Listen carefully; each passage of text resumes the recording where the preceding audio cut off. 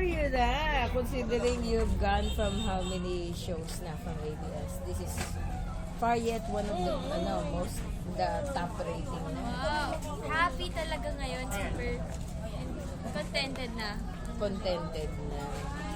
Eh, what makes this exciting for you now? Especially tapos na yung Butan shoot, andito na kayo. Syempre kasi nandito na si Miss Gretchen, nandito na siya ngayon. So, siguro yun yung inaabangan talaga ng mga viewers, yung pag-meet ni Behati at saka ni Mikay. So, yun. So, very exciting yun. And of course, yung naging intense na yun, yung story. Andun na tayo sa, hindi na yung paano-ano lang. Kasi nung start, very more sa family. Ngayon, nandiyan na yung pagiging, yung pag-game princess ko, papasok na. So, yun na, yung inaabangan nilang lahat. Oo, yun. Yeah. Oo nga eh. Transition. Lalabas na, princess ka na talaga, bongga.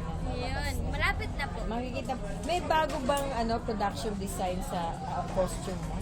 Di pa namin na-discuss eh, pero nung look test po namin, yun, meron sila talagang pinatahing mga costumes, tapos yung crown and yung look, iibahin nila para malayo kay Mikay.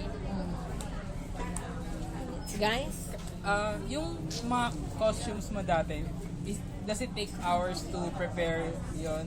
Siguro 5 hours, pero 30 minutes okay na yun.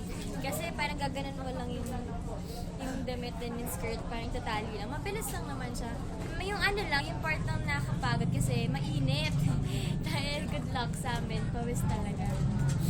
Meron din bang nagkaroon ka rin ba ng mga action scenes sa Princess and I dahil nga may conflict I think yung pinaka-action dito yung story na kay Tito Albert, yun sa mga rebelde, kay Haring Anan, dun yung gusto nila ng action. And din sa amin, more on sa family, love story, and yung sa amin ni Miss Gretchen, yun.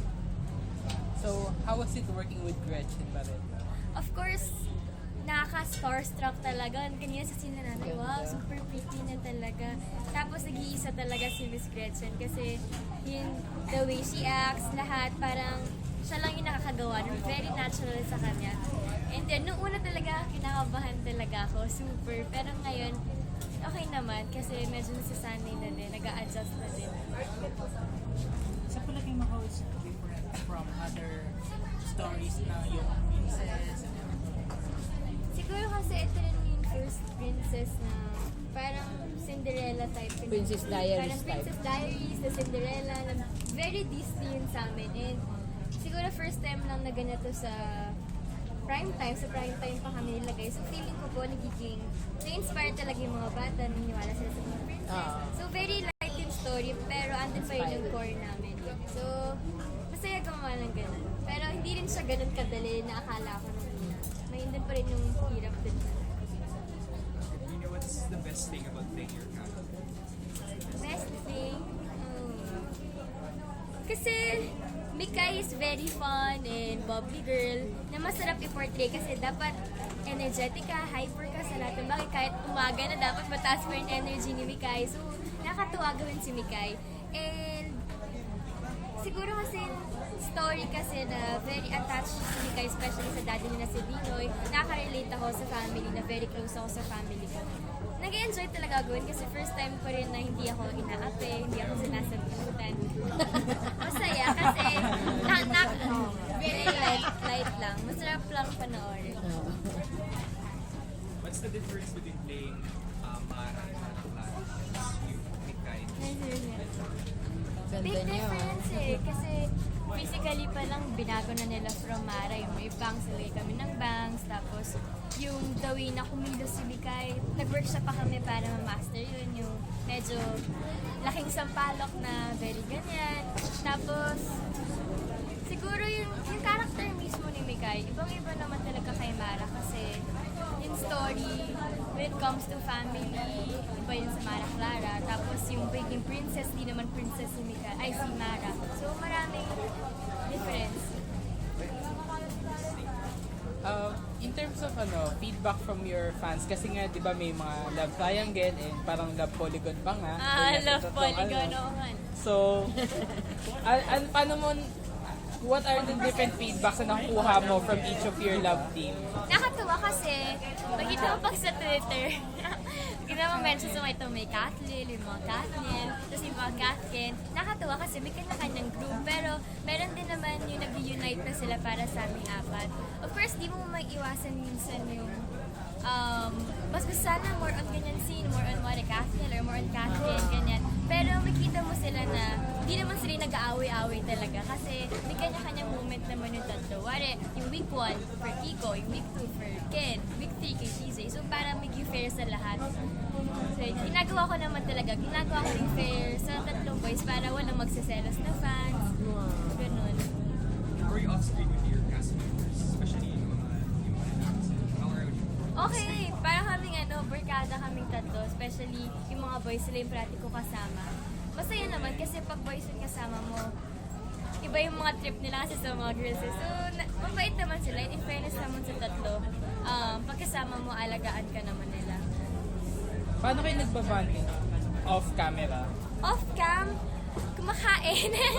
Kumakain. Tapos, usually sa tent kami po yung magkakasama. So, doon kami nakabonding, kwentuhan, tapos yung tawanan, and then kainan, hindi mawawala. We see that your mom is here. She's always also guiding you Yeah, sa always. mga ipapatweet, iti-tweet mo, reaction. Hindi naman yung Hindi iti-tweet. Meron sa akin naman yun sa Twitter, pero yung the way na makisama ko sa mga tao, syempre andyan siya para mag-guide kasi hindi ko pa rin naman talaga masyadong alam. Tapos andyan lang siya para magbantay. Sa Princess and I set, what was one of your most unforgettable scenes? Princess and I, when we went to Bhutan, unforgettable sa akin kasi first time ko doon and very rare yung mga pumupunta doon ng mga tourist. So isa kami sila kapunta, so nakakatawa. Bhutan. Marami ka natutunan. Oo naman, sa Bhutan. Tapos makita mo rin na yung culture nila, ibang-iba talaga sa atin. Yung mga bahay nila, yung mga food, yun, iba talaga. So, unforgettable yun sa akin. Hindi ko makalimutan na forever. Sino naman ang susunod na you will look forward to working with or being in a soap with? Siguro, yung mga veterans actors ngayon na yung matututo talaga ako. For example, si Mr. Renato Valdez or Gloria Romero, yung mga veterans na matututo ka or matitrain ka talaga. Or kahit sinong mga, gusto ko lang yun, meron akong ma-absorb. O kahit sino naman ibigay sa akin. Kahit okay lang. Congratulations, Catherine. Thank you po. Since I started covering. Even in months time, Princess and I was there. Ito parang positive ng feedback. So what do you think is the secret formula for the success of Princess and I? What do you think is the reason, major reason behind this? I think nakuha namin yung timpla na gusto ng audience. Kasi nung una, mahirap timpla yun. Like, kung andun yung lightness, baka sabihin nila masyadong light or pag mabigat, masyadong mabigat. So, pinaway namin yun para hindi mabigat yung napapanood nila sa prime time. Meron kami pang-balance yung Princess and I. So, feeling ko kasi na-cater din namin po yung mga bata talaga. Siyempre sila yung nasusunod sa TV, ganyan. So, naging malaking tulong talaga yun. And yung pag-balance nga namin sa prime time na hindi ganun kami kabigat. Yet, andun yung may konting kurot na gusto ng mga Filipino viewers na may madrama din. Ganyan. So, yan. May kilig. May kilig, yung mga gusto nila. Ito talaga, ito yung mga fans. Mga kasi edad.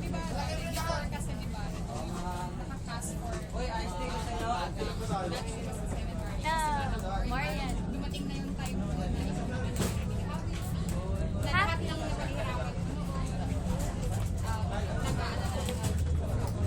Ano talaga, worth the wait talaga siya. I think naman dito naman sa industry kasi patience lang talaga. Kahit ako, ilang years din yung inintay ko para dumating. It gets super dami ng blessings talaga. Di ba kasi dati 7 Nag-young Gretchen, Miss Gretchen Barreto rin ako. So, nakakatawa kasi ngayon. So, made you decide na talaga stick na sa Oo naman, kapamilya. So, nung endless love naman ako, nagpaalam naman ako nun sa Star Magic. So, para wag magkaroon ng problem. So, naman, certified kapamilya. Since you're young, what's your ano yung gusto mo na direction na i-take? The future, di ba? You're still young, comedy, early drama, the types of the future. Ayoko rin naman mag-stick sa parang one genre lang. Gusto ko may rom-com, minsan, or may comedy, may horror.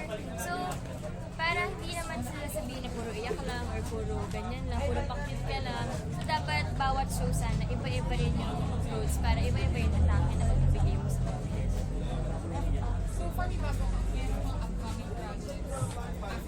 May sinasabi sila May movie horror ka I na think rin. this year po, pero wala pang final, hindi pa namin na-finalize. Pero this year siguro may movie. Pero before, ikaw dapat yung yung sa Esperanza. Dapat talaga ito, pang Esperanza. Tapos parang pinago nila Miss Manu Santos para hindi naman remake. So pinago nila, then ito na, naging outcome yung Princess and I. Hindi na. Ito na yung kapalit.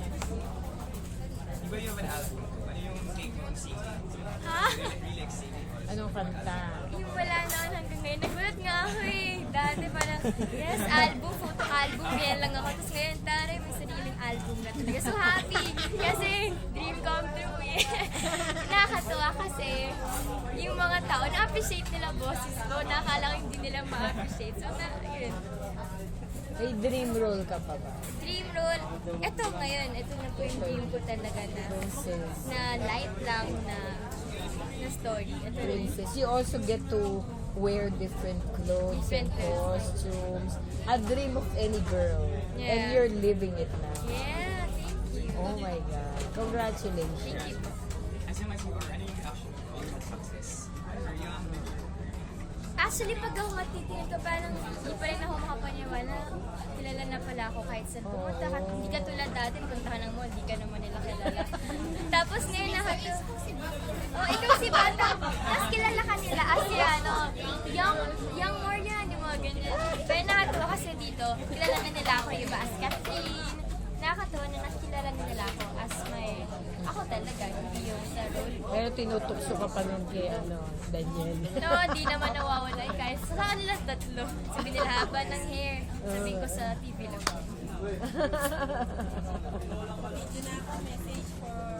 Message to your fans.